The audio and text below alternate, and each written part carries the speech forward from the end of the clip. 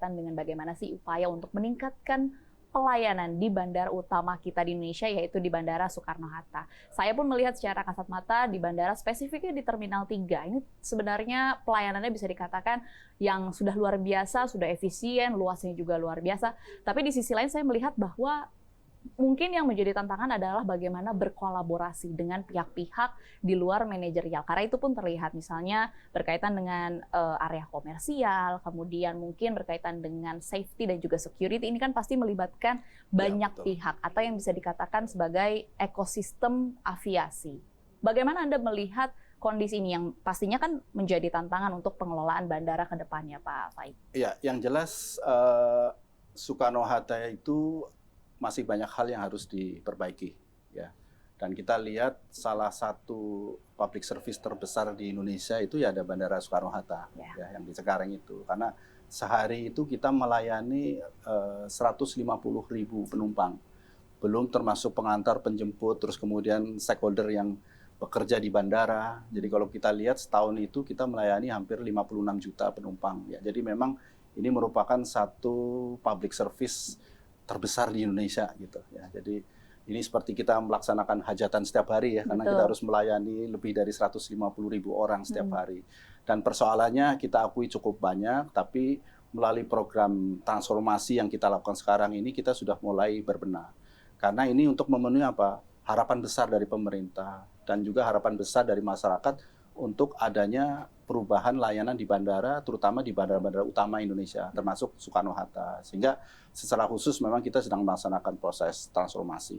Nah, pendekatan yang kita lakukan agak berbeda dengan sebelumnya. Kalau dulu itu silo operation ya, sekarang ini kita mengembangkan manajemen operasi yang berbasis ekosistem. Jadi kita melibatkan seluruh stakeholder yang ada di bandara ya untuk berkolaborasi, berintegrasi untuk menyelesaikan berbagai hal yang muncul di dalam pengelolaan di bandara. Nah ini kita sudah mulai inisiasi sehingga dengan konsep berbasis ekosistem ini dalam hal perencanaan kegiatan operasi kita akan melibatkan secara langsung airline, airnav, ground handling, perusahaan catering dan para tenan yang ada di bandara menjadi satu kesatuan strategis karena objek yang menjadi tujuan utama ini kan customer gitu. Jadi bagaimana kita bisa terintegrasi sehingga layanan yang kita berikan terhadap pengguna jasa di bandara itu benar-benar bisa optimum.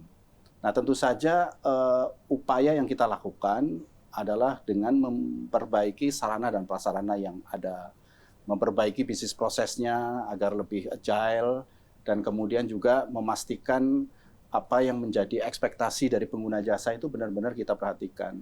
Yang selalu sekarang saya lihat adalah voice of customer. Ya. Jadi ini ada data voice of customer yang kita compile tiap minggu, tiap bulan itu saya monitor secara khusus ya. Jadi kita tahu nih apa sih yang menjadi keluhan para pengguna jasa di bandara dan itu menjadi fokus utama perbaikan kita ke depan. Jadi saya sangat optimis dengan proses transformasi yang sudah mulai kita gulirkan di Soekarno-Hatta ini. Paling tidak dalam waktu 6 bulan ke depan akan ada perubahan yang signifikan. Baik dari sisi layanan ya maupun kenyamanan yang bisa dirasakan oleh pengguna jasa. Karena kalau kita melihat posisi sekarang ini banyak sekali pekerjaan-pekerjaan konstruksi yang semuanya adalah diarahkan untuk membuat pengguna jasa lebih nyaman ketika mereka berada di bandara. Area check-in counter kita rombak secara total, nuansanya lebih green, banyak tanaman ya, dan kemudian juga fasilitas di bandara juga kita perbaiki, toiletnya kita rombak secara total, kita perluas area musola dan kemudian area publiknya juga kita buat secara lebih nyaman lagi gitu. Jadi banyak hal yang sudah akan kita lakukan dan dalam waktu dekat akan ada perubahan-perubahan yang mungkin bisa langsung dirasakan. Oke, baik. Ini pas begitu ya berkaitan dengan pertanyaan saya selanjutnya karena yang menarik kalau dilihat dengan pelayanan bandara terutama kalau kita bicara berkaitan dengan Bandara Soekarno-Hatta dan juga mungkin Bandara Denpasar Igusti Ngurah Rai yang bisa dikatakan menjadi wajah Indonesia begitu pada saat orang dari luar negeri masuk ke Indonesia mostly lewat bandara-bandara ini. Ini kan memang salah satu upaya yang dilakukan yang seperti Pak Faik sudah mention adalah berkaitan dengan pengembangan teknologi tadi. Bagaimana akhirnya customer bisa self-check-in, pokoknya bagaimana proses atau experience masyarakat ini bisa dirasakan semaksimal mungkin. Mungkin salah satu implementasi yang terbaru adalah berkaitan dengan baggage assistance dan juga self backdrop. Jujur ini pertama kali saya mendengar, mungkin boleh dijelaskan Pak. Inovasi-inovasi ini apakah memang dilihat dapat membantu meningkatkan efisiensi dan juga pengalaman penumpang, dan mungkin boleh dijelaskan juga buat pemirsa, ini udah di mana nih Pak lokasi bandaranya, kita bisa memasukkan bagasi kita sendiri, begitu ya Pak ya? Salah satu teknologi atau layanan yang ada. Jadi memang teknologi itu menjadi salah satu pendukung penting dalam perubahan yang kita lakukan di bandara, dan kita melihat berdasarkan best practice internasional bagaimana memanfaatkan teknologi itu bisa untuk mendukung pelayanan yang lebih baik. Nah, secara spesifik teknologi di pengelolaan bandara itu kita bagi menjadi 3, airport teknologi, terminal teknologi, dan enterprise teknologi. Nah, yang terkait dengan terminal teknologi ini adalah bagaimana kita menyiapkan seamless proses untuk pengguna jasa yang ada di bandara, untuk memastikan mereka bisa melaksanakan proses di bandara secara lebih baik. Jadi kita punya data rata-rata penumpang domestik itu datang ke bandara itu 1 jam 30 menit sebelum keberangkatan. Kalau internasional itu 2 jam 21 menit sebelum keberangkatan. Nah, selama periode mereka di bandara, yang menjadi persoalan sekarang ini adalah processing time-nya yang terlalu lama. Dari mulai ngantri, proses check-in, pemeriksaan security, dan lain sebagainya, itu membutuhkan waktu yang terlalu lama. Nah, inilah yang menjadi target kita dengan memanfaatkan teknologi untuk bagaimana mempercepat processing time. Ya, sehingga kalau processing time-nya lebih cepat, maka mereka punya waktu luang lebih banyak di bandara untuk bisa menikmati bandara, untuk bisa belanja gitu ya. Nah, ini yang lagi kita lakukan, sehingga beberapa inisiatif fokusnya adalah bagaimana kita bisa menciptakan layanan yang sifatnya seamless. Termasuk tadi self check-in, package drop. Ini sudah kita hitung. Kalau dengan konsep yang normal membutuhkan waktu 5 sampai 10 menit, tapi dengan konsep package drop, self check-in itu paling nggak hanya 2 menit mereka bisa menyelesaikan proses pada saat check-in. Dan ini kita akan kembangan lagi di area security checkpoint. Jadi kita lagi memproses untuk pengadaan ATRS. Itu pemeriksaan security yang kalau menggunakan sistem yang sekarang itu 1 jam bisa melayani 200 tray. Tapi nanti yang akan kita implementasikan dan mulai bulan Desember nanti, 15 Desember, itu 1 jam bisa lebih dari 500 tray.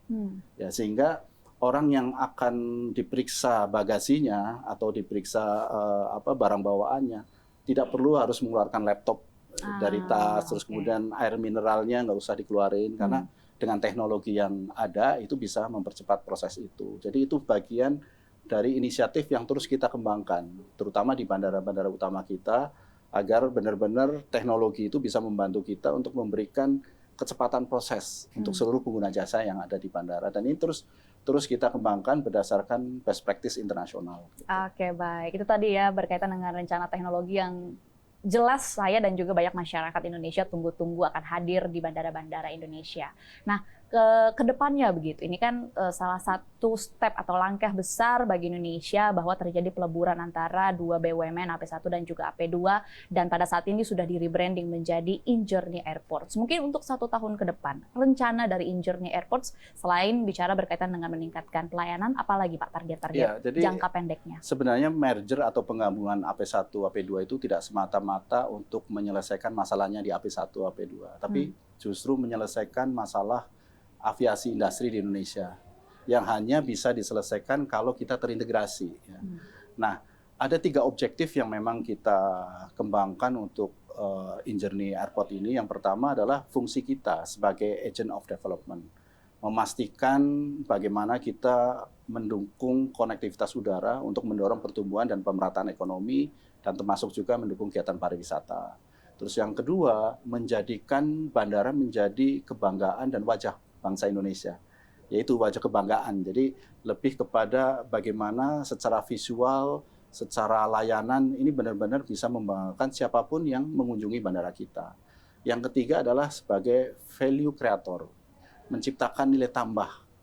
Yang kalau kita lihat ini juga menjadi peluang yang besar karena kontribusi revenue di bandara dibandingkan dengan bandara internasional lain, secara rata-rata kita masih jauh di bawah standar internasional. Jadi revenue per pax kita untuk non-aero itu rata-rata hanya sekitar $3 per penumpang. Tapi kalau kita bandingkan dengan Airport of Thailand ya, tetangga kita itu sudah bisa $7 per pax.